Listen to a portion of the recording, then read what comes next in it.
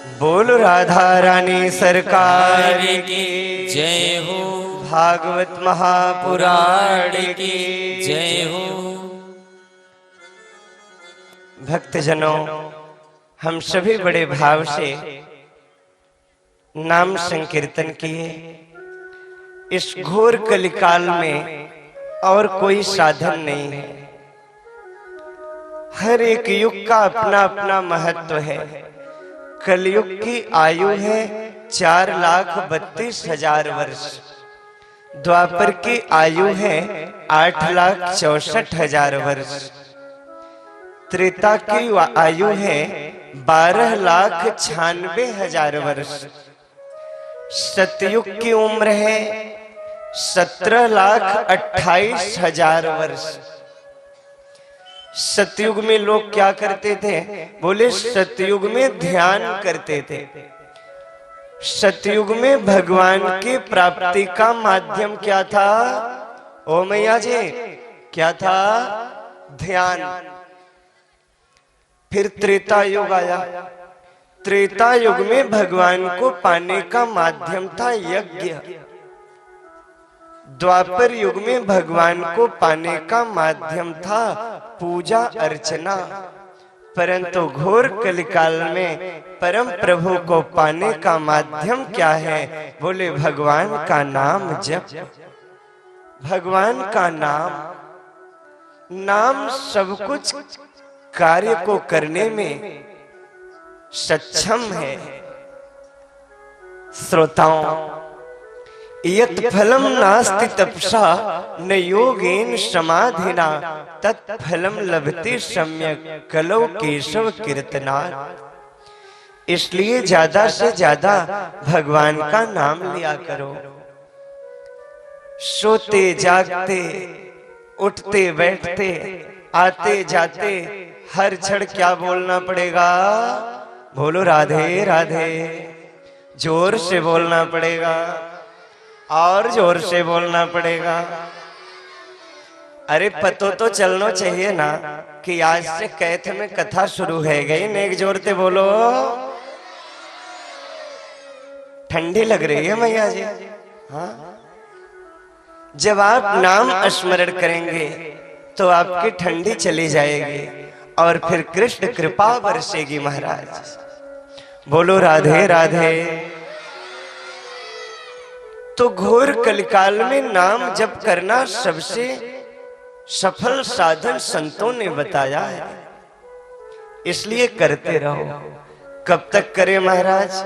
बोले तब तक करते रहो, तब तक करते रहो जब तक जीवन की शाम होने से पहले श्याम का दीदार ना हो जाए।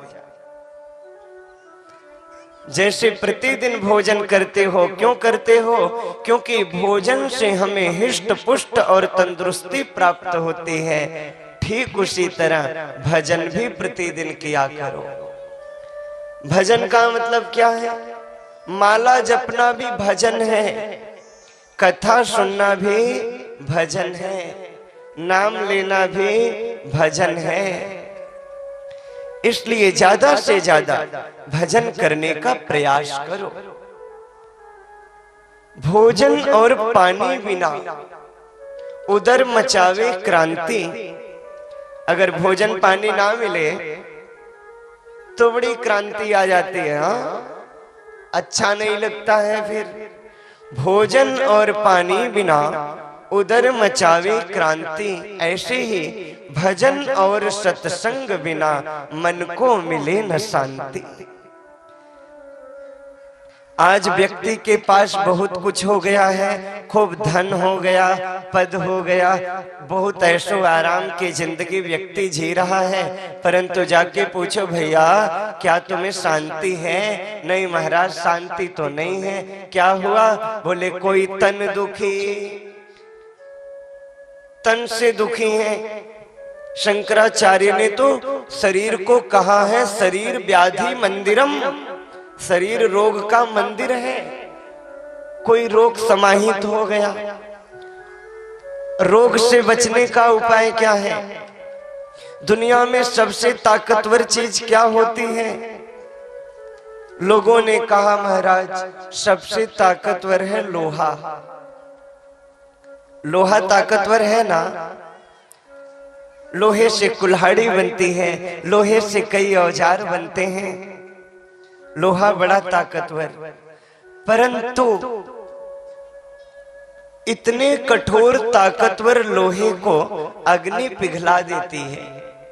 तो लोहे से ताकतवर कौन हुआ? जम के बोलिए, अग्नि। उस दावा नल में वो लोहा पिघल जाता है, परंतु उस अग्नि को जल बुझा देता है। तो अग्नि से ताकतवर क्या हुआ? जल हुआ। इतने ताकतवर जल को मनुष्य गटक जाता है, पी जाता है। तो जल से ताकतवर कौन हुआ? मनुष्य। और इतने ताकतवर मनुष्य के शरीर में जब कोई रोग प्रवेश कर जाता है तो मनुष्य का बुरा हाल हो जाता है, भयावह परिस्थिति हो जाती है। मनुष्य से ताकतवर है व्याधि, रोग। और उस रोग से ताकतवर कौन है? बोले महामृत्युंजय मंत्र है मेरा, शंभु है, भोलेनाथ है। और हम धन्य हैं कि भोलेनाथ के दरबार में कथा सुन रहे हैं। तो भक्तों, सबसे मूल तो मेरे शिव हैं, और बिना शिव के न राम कथा पूर्ण है, बिना शिव के न भागवत कथा पूर्ण है। जीवन में राम और कृष्ण की भक्ति पाना चाहते हो तो शिव की आराधना तो करना ही पड़ेगा। कोई तन दुखी, तन बहुत दुखी है, कोई धन दुखी, किसी को धन की बड़ी परेशानी है, धन नहीं है, क्या करें महाराज? तन दुखी, धन दुखी, मन दुखी, थोड़ा थोड़ा दुख तो सबके पास है। दुनिया में कोई सुखी नहीं है। क्या कोई कह सकता है कि महाराज जी मैं सुखी हूं? कोई कह सकता है मैं सुखी हूं? नहीं, थोड़ा थोड़ा दुख तो सबके पास है। दीन कहे धनवान सुखी। जो गरीब व्यक्ति है ना, उसे लगता है धनवान बड़े सुखी होते होंगे। धनवानों से पूछा गया क्यों भैया तुम सुखी हो? धनवान बोले नहीं, हम कहां से सुखी हो जाएंगे। फिर कौन सुखी है? धनवान कहे सुख राजा को भारी। राजा सुखी है। राजा कहे महाराजा सुखी, महाराजा कहे सुख इंद्र को भारी। इंद्र कहे चतुरानन सुखी, चतुरानन कहे सुख विष्णु को भारी। और सबसे बड़ी बात तो गोसाई जी कहते हैं कि तुलसीदास विचारी कहे हरि भजन बिना सब जीव दुखारी। जिसके पास गोविंद नाम का संबल नहीं, जिसके पास उनकी कथा का धन नहीं, जिसके पास उनके लिए समय नहीं, वो दुनिया का सबसे बड़ा कंगाल होता है। और धनवान कौन है? बोले जो हर क्षण गोविंद के नाम में। कबीरा सब जग निर्धना, धनवंता नहीं कोई। धनवंता सोई जानिए, जाको राम नाम धन होए। जिसके पास प्रभु नाम का धन है वो जीवन में सबसे बड़ा धनवान है। इसलिए क्या करना है भक्तों? हर परिस्थिति में प्रभु का नाम स्मरण करना है, ज्यादा से ज्यादा। अपनी समस्याओं की तरफ अपनी दृष्टि को मत रखो, क्योंकि समस्या देखोगे और परेशान हो जाओगे। समाधान खोजने का प्रयास करो। समाधान कैसे मिलेगा महाराज? बोले समाधान पाने का माध्यम है कृष्ण चरणों में समर्पित हो जाना। हे नाथ, अब मैं कुछ नहीं कर सकता, मैं जितना जानता था मैंने उतना कर दिया, अब आगे तुझे संभालना है। और जब निष्कपट भाव से अपने आप को प्रभु को समर्पित कर दोगे ना भक्तों, तब क्या होगा? बोले तब उनकी कृपा होगी। जब तुझसे ना सुलझे तेरे उलझे हुए धंधे, जब तुझसे ना सुलझे तेरे उलझे हुए धंधे, तो बाके बिहारी पर छोड़ दे बंदे। वही तेरी मुश्किल आसान करेगा, जो तू नहीं कर पाया वो तेरा श्याम करेगा, तेरा श्याम करेगा। जो हम नहीं कर पाए वो मेरे परमात्मा करेंगे, उन पे विश्वास हो। श्रोताओं, श्रीमद् भागवत की ये मंगलमयी कथा जो हमें ये सिखाती है कि प्रभु पे विश्वास करो। सबसे पहले महात्म्य का वर्णन है। महात्म्य का मतलब होता है महिमा। क्यों सुनी जाती है भागवत की कथा? हम यहाँ इकट्ठे हुए हैं, आने का कारण क्या है? हम क्यों आए हैं? बोले भागवत सुनेंगे तो कल्याण होगा। क्या किसी का कल्याण हुआ है? इन सब बातों का विशुद्ध रूप से जिसमें विवेचना की गई है उसे कहते हैं भागवत महात्म्य। व्यक्ति अपनी प्रशंसा अपने मुंह से करे तो अच्छी बात नहीं है, इसलिए भागवत जी अपनी प्रशंसा खुद नहीं करते। भागवत की प्रशंसा कौन कर रहा है? बोले पद्म पुराण जी। पद्म पुराण जी से 6 अध्यायों में महात्म्य का वर्णन किया गया है। ये भागवत एक ज्ञान यज्ञ है। यज्ञ 21 प्रकार के होते हैं और जिसमें होते हैं 5 महायज्ञ होते हैं जो गृहस्थियों को करना चाहिए। अतिथि यज्ञ गृहस्थियों को करना चाहिए। देव यज्ञ हर गृहस्थी को करना चाहिए। देव यज्ञ का मतलब क्या है? बोले देवताओं का पूजन अर्चन बंदन करना, ये देव यज्ञ है जो हर गृहस्थी को करना चाहिए। मनुस्मृति में लिखा गया है कि जिसके घर में मंदिर नहीं होता, जिसके घर में पूजा नहीं होती, जिसके घर में हवन नहीं होता, वो घर घर नहीं होता, वो घर श्मशान के तुल्य होता है। इसलिए घर में मंदिर बनाए, घर में शंख ध्वनि हो, घर में घंटी की ध्वनि हो। घंटी क्यों बजाए? आप देखते होंगे घंटी के ऊपर एक छोटा सा चित्र बना होता है। वो कौन है? वो है गरुड़ जी महाराज। घंटी का नाम है गरुड़ घंटी। और जब श्रीमन नारायण प्रभु भोजन करते हैं ना भक्तों, तो गरुड़ जी अपने पंख को हिलाते हैं और गरुड़ के पंख हिलाने मात्र से वेद मंत्र की ध्वनि निकलती है और तब नारायण भोजन करते हैं। इसलिए नारायण भोजन करें तो घंटी बजाओ। बोले हम तो वेद ध्वनि बोल नहीं सकते महाराज, हमने तो वेद का अध्ययन नहीं किया। कोई बात नहीं, सनातन धर्म तो बड़ा सुलभ है। घंटी बजाओ और घंटी ध्वनि सुनोगे, तुम्हें वेद ध्वनि सुनने का फल मिलेगा। इसलिए घंटी घर में प्रतिदिन बजाएं। कहां कहां बजाएं?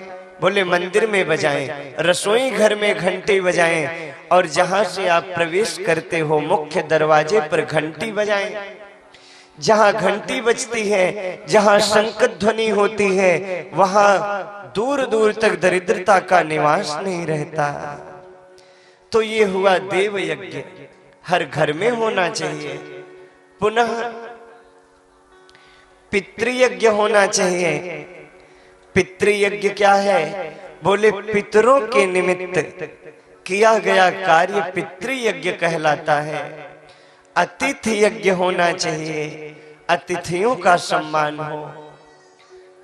घर में कोई अतिथि आ जाए तो उसका खूब सम्मान करना। अतिथि कौन है? जिसके आने की कोई तिथि निर्धारित ना हो, अतिथि। अब ये नहीं कि कोई फोन करके कह दिया मैं आ रहा हूं, इतने बजे तक आ जाऊंगा, तो फिर वो अतिथि नहीं हुआ। वो क्या हुआ? वो मेहमान हुआ। श्रोताओं, अतिथि यज्ञ घर में होना चाहिए। और पहले हमारे वहां अतिथि यज्ञ होता था, आज भी होता है, परंतु कुछ जगह लोग अतिथि को देखते हैं तो अतिथि सेवा का भाव मन में नहीं आता। दो पति पत्नी थे, उनके घर एक अतिथि महोदय आ रहे थे। पति ने कहा रोज रोज न जाने कहां से मेहमान आते हैं, एक काम करना, इन्हें घर में आने मत देना। पत्नी बोली कैसे मना करें? तो अतिथि ने कहा, पति ने कहा एक काम करते हैं, मैं लाठी से तुझे मारूंगा, मैं बिस्तर पे मारूंगा और तू जोर जोर से शोर मचाना कि मुझे मत मारो, मुझे मत मारो। पर्दा गिरा दिया और लगा लाठी से बिस्तर को मारने पीटने। अब पत्नी झूठ में हल्ला करे, मुझे मत मारो, मुझे मत मारो, छोड़ दो, छोड़ दो। पत्नी और जोर से रोए और पति और डंडा से बिस्तर पीटे। पर्दा गिरा था, 10 मिनट कार्यक्रम चला। अब लगा कि अतिथि तो चला गया होगा, तो पत्नी हंसने लगी, पति भी हंसने लगा। पति बोला तू क्यों हंसी? पत्नी बोली आप बताइए आप क्यों हंसे? पति ने कहा मैंने तो तुझे मारा ही नहीं। पत्नी बोली मुझे तो लगा ही नहीं, पर्दा हटा के अतिथि आ गया, मैं तो गया ही नहीं। बोलो वृंदावन बिहारी लाल की जय हो। अतिथि यज्ञ जीवन में होना चाहिए, अतिथियों का सम्मान हो। जिस घर में अतिथि का सम्मान होता है वहां लक्ष्मी मैया निवास करती हैं। घर में भूत यज्ञ होना चाहिए। भूत यज्ञ का अर्थ ये है कि अपने धन में से आप जितना धन कमाते हो, संग्रह करते हो, उसमें से कुछ धन निकाल करके अपने भविष्य के लिए विचार करके रखना चाहिए। उससे सामने आने वाला कोई संकट, आर्थिक संकट हमें बहुत ज्यादा परेशान नहीं करता है। क्यों? क्योंकि हम पहले से व्यवस्थित रहते हैं। इसलिए हमारे वहां गृहस्थियों में 5 प्रकार के महायज्ञ बताए गए हैं। और यज्ञ के विशेष रूप से 3 भाव होते हैं। सबसे पहला देव पूजा। देव पूजा के द्वारा हमारा मन सुंदर होता है, क्योंकि मन जो है बड़ा चंचल है। मन इतना चंचल है, आप यहां बैठे हो, मन आपका कथा में नहीं लगेगा, मन कहीं चला जाएगा। तो देव पूजा के माध्यम से हमारा मन हमारे वश में होता है। और दूसरे नंबर की बात है, बोलो वृंदावन बिहारी लाल की। दूसरे नंबर की बात है संगतिकरण। यज्ञ के द्वारा एक संगठन का निर्माण होता है, और जब तक संगठन नहीं होता तब तक कोई कार्य हो नहीं सकता। तीसरा भाव है यज्ञ के द्वारा संकल्प शक्ति की प्राप्ति होती है, और ये तीनों कारण जब मिलते हैं तब एक यज्ञ का निर्माण होता है। और यहाँ ज्ञान यज्ञ हो रहा है। हम सभी बड़े भाग्यशाली हैं, पुण्यात्मा हैं। आइए भागवत जी के प्रथम श्लोक को सुने। सच्चिदानंद रूपाय विश्वोत्पत्त्यादि हेतवे तापत्रय विनाशाय श्री कृष्णाय